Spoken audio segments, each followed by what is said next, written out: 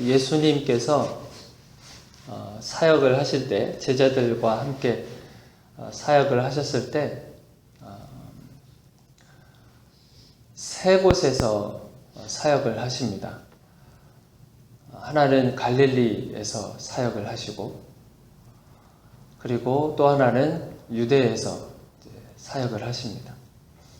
그리고 또 한 군데는 그 중간에 있는 사마리아에서, 그렇게 해서 갈릴리와 사마리아 그리고 유대에서 이렇게 세 군데에서 사역을 이제 하시죠.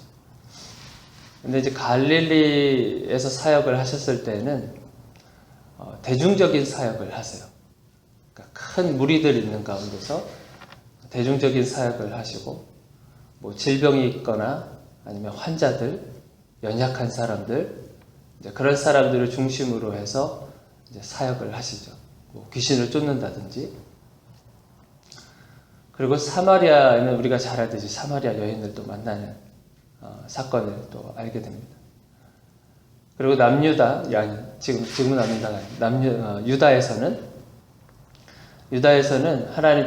예수님께서 권력자들을 상대로 사역을 하세요. 그때 당시 권력자들이라고 하면은 정치하고 로마 정치와 이렇게 함께 결탁해서 살아가고 있는 하나의 권력자들을 말하고 있어요. 뭐 대제사장이라든지 아니면 바리새인들이라든지 아니면 사두개파 사람들이라든지 이제 그런 어떤 사회의 어떤 권력적인 그런 힘을 가지고 있는 사람들을 대상으로 이제 사역을 하십니다. 또한 이제 유대인들을 대상으로 사역을 하시죠.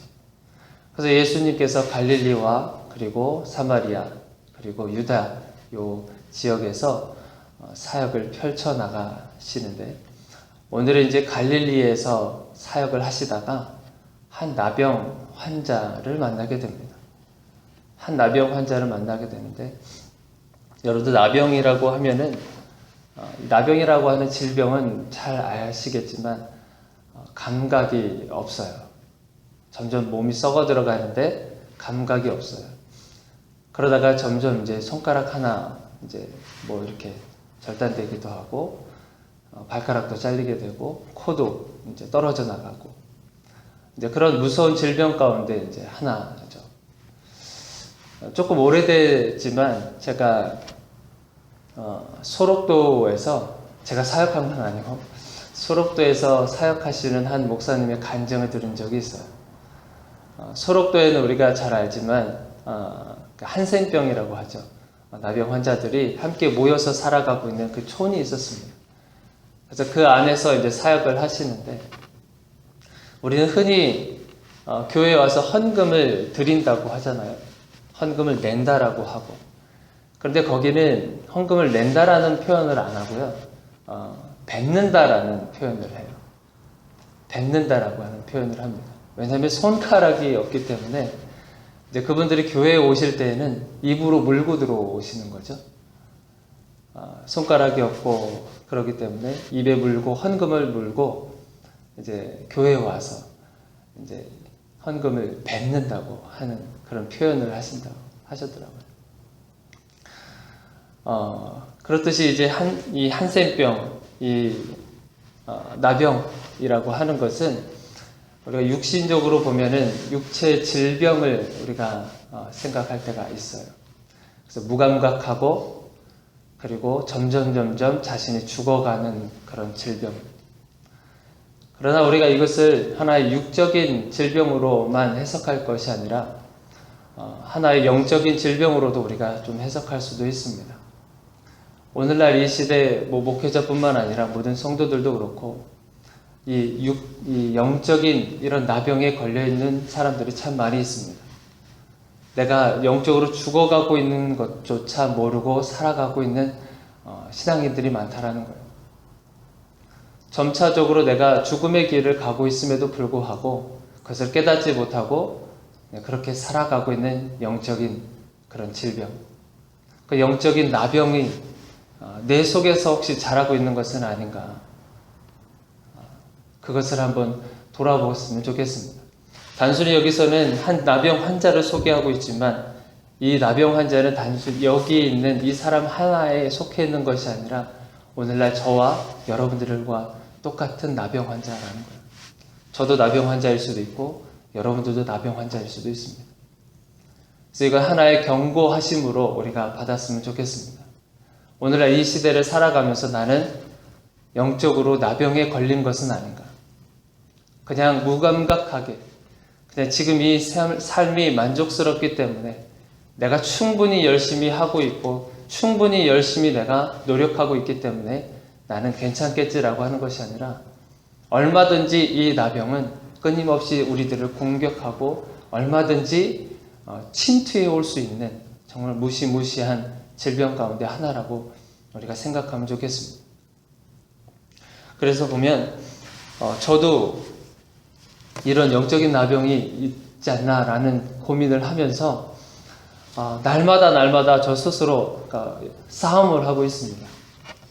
어떻게 해서든지 삶이 바쁘다 보니까 어떻게 해서든지 내가 하나님과 가까워지려고 노력하고 없는 시간이지만 그리고 바쁜 시간이지만 조금이라도 시간이 틈이 나면 어떻게 해서든지 말씀을 읽으려고 노력하고 암송하려고 하고 조금만 쉬는 시간이 생기면 그 시간에 조금이라도 하나님과 큐티하려고 하는 그런 몸부림을 치고 있습니다. 그렇지 않으면 저 스스로가 그걸 느껴요. 그렇지 않으면 내가 지금 영적으로 많이 메말라져 가고 있다는 것을 저 스스로가 그걸 깨닫게 돼요. 그것을 제가 느끼는 것도 있지만 제 안에 성령 하나님께서 계시기 때문에 그것을 깨닫게 해주시더라고요. 임 목사야, 지금 이럴 때가 아니다. 지금 정신없이 앞을 바라보고 정신없이 삶을 살아가다 보면 어느 순간 저 역시도 거기 삶에 그냥 흘려갈 때가 많다라는 걸 저도 느끼게 되더라고요. 그래서 그 순간에 경고의 목소리가 들려오면서 잠시나만이라도 잠자기 전이라도 어떻게 해서든지 말씀 한 구절을 좀 보려고 하고 있습니다. 여러분도 그렇게 하고 계시죠? 열심히 싸우고 계시죠? 네. 그래서 그런 책 제목이 생각이 났어요. 이 책은 제가 읽어보지는 않았습니다. 근데 제목만 들어도 정말 그렇구나 라는 생각이 들 때가 있어요. 빌 하이베리스 목사님이 쓰신 책인데 너무 바빠서 기도합니다. 너무 바빠서 기도합니다 라는 책을 쓰셨더라고요. 제목만 들어도 아시겠죠? 이 시대는 굉장히 바쁘게 살아가게 만듭니다. 특히 이민자의 삶을 살아가던 저도 여기서 4년밖에 살지는 않았지만 굉장히 삶을 바쁘게 만들더라고요. 잠시도 쉬지 못하게 만들더라고요. 그래서 이 책 제목이 금방 떠올랐어요. 너무 바빠서 기도합니다. 그러니까 우리가 바쁜 순간 가운데 찾아오게 되면 우리가 기도의 자리로 가야 되겠구나라는 것을 우리가 깨달았으면 좋겠습니다. 그래서 이 나병 환자, 그래서 예수님께서 이 나병 환자를 만나셨어요. 우리 40절 한번 보겠습니다. 한 나병 환자가, 우리 함께 읽겠습니다. 한 나병 환자가 예수께 와서 꿇어 엎드려 간구하여 이르시되 원하시면 저를 깨끗하게 하실 수 있나이다. 나병 환자가 예수께 와서 무릎을 꿇어서 엎드려서 간구합니다. 원하시면 저를 깨끗하게 하실 수 있나이다. 저는 여기서 원하시면이라고 하는 단어가 굉장히 깊이 묵상을 하게 됐어요. 원하시면 이 질병에서 낫게 하실 수 있습니다. 뒤집어서 얘기하면 원하지 않으면 안 고쳐주셔도 괜찮습니다. 라는 뜻일까? 원하시면 고치실 수 있고 원하지 않으시면 안 고쳐주셔도 됩니다 라고 하는 태도로 이 나병 환자가 얘기를 한 것일까 계속 질문하게 됐어요. 여러분, 나병이라고 하는 질병은 그때 당시에 나병뿐만 아니라 혈루병도 마찬가지고 안진뱅이도 마찬가지고 몸에 어떤 질병이라든지 이런 것이 나타나면 뭐에 근거해서 그렇게 됐냐면 그때 당시에는 당신이 죄를 졌기 때문에 그 죄의 결과로 그 질병을 가진 것이다 라고 생각을 했던 시대예요. 그러니까 이 나병 환자는 자신이 질병을 가지고 있는 것은 내 죄로 인해서 그런 것이다 라고 하는 그런 낙인을 찍고 살아가는 사람이었었어요. 이마에. 나는 죄인. 그렇게 살아갈 수밖에 없었던 시대가 이 시대였었어요.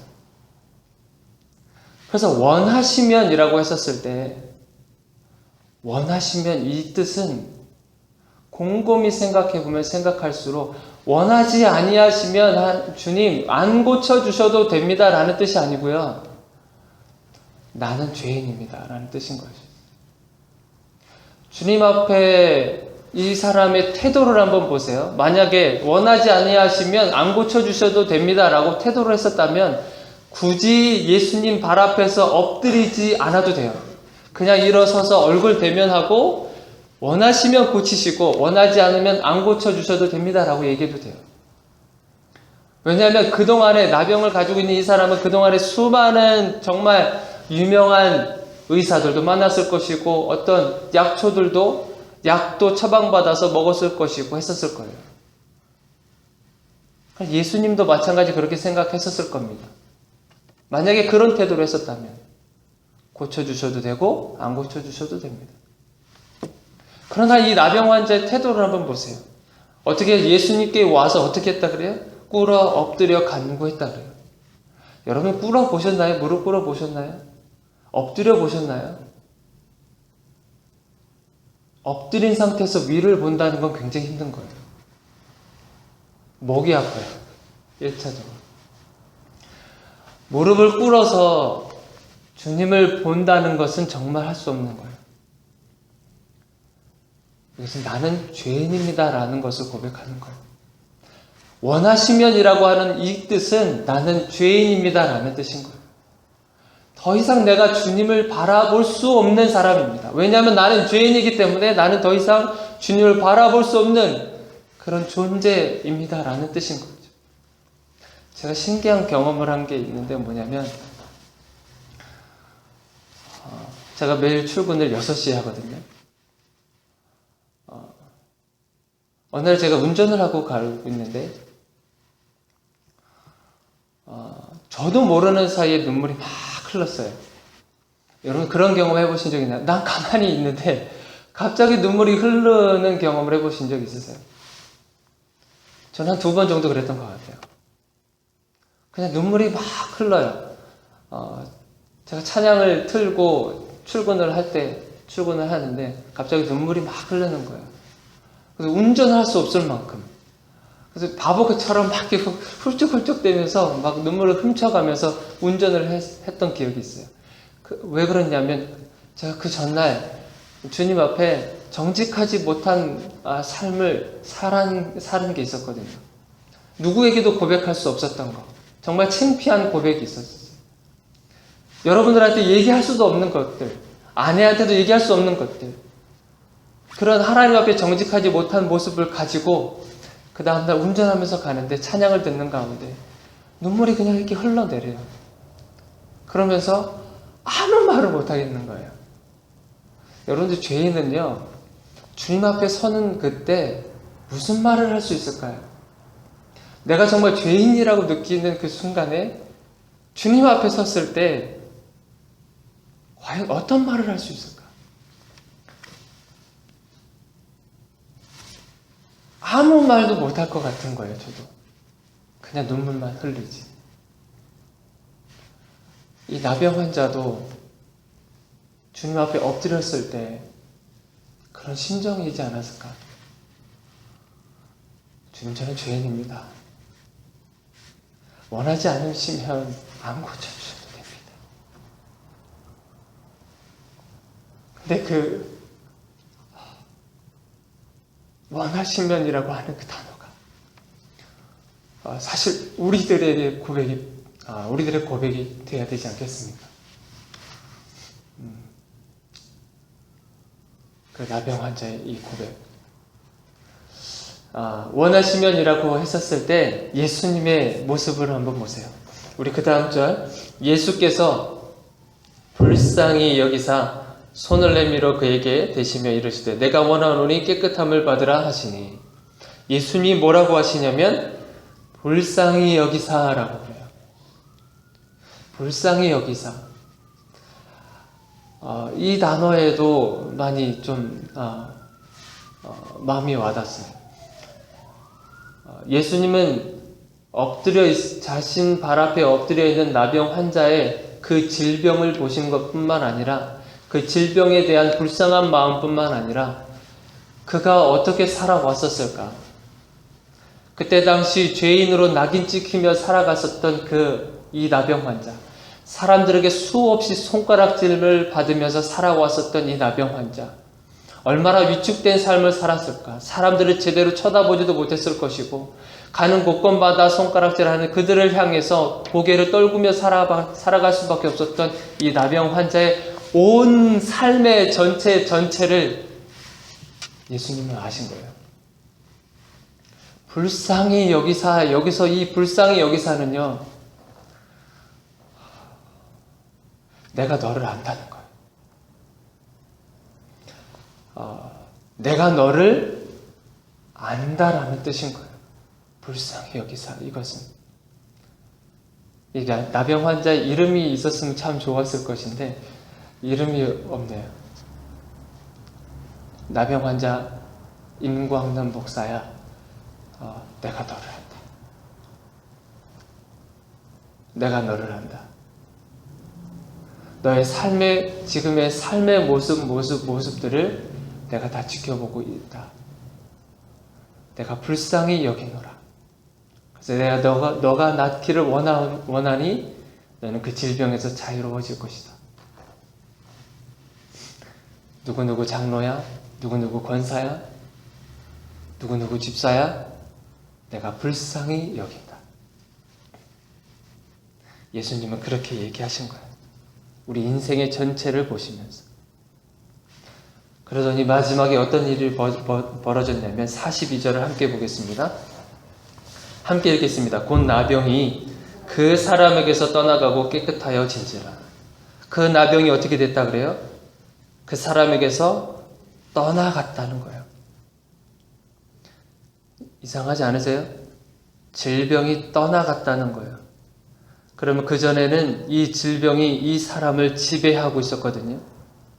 이 질병이 이 나병 환자를 지배하고 있었고, 그의 가치관을 지배하고 있었고, 그의 삶의 모습을 지배하고 있었고, 그의 생각을 지배하고 있으며, 그의 삶의 전체 부분을 지배하고 있었던 것이 나병이었어요. 그러나 예수 그리스도로 말미암아 그 나병이, 그 환자를 지배하고 있었던 그 나병이 떠나가고 나서 그걸로 끝나면 안 되죠. 거기에 예수로 채워지시는 거예요. 그동안에 나병이 지배해 왔었다고 한다면 이제는 예수 그리스도께서 지배하는 인생이 된 겁니다. 우리는 이것을 기억하셔야 됩니다. 나는 과연 주님과 관계 가운데서 나병 환자처럼 지금 삶을 살아가고 있는 것은 아닌가? 그것을 깨달았다고 한다면 주님 원하시면 나를 낫게 하여 주옵소서. 그 기도를 드리는 그 순간 예수님은 내가 너를 안다. 불쌍히 여기노라. 그 순간 우리를 지배하고 있었던 그런 나병들은 예수 그리스도의 이름으로 말미암아 떠나갈 줄로 믿습니다. 오늘도 그런 자유로운 삶 속에 주님께서 초대하고 계십니다. 오늘 기도하시면서 혹시라도 내 영적 삶에 있어서 나태하고 있는 부분 없는가 한번 그것을 돌아보시기를 바랍니다. 기도하겠습니다.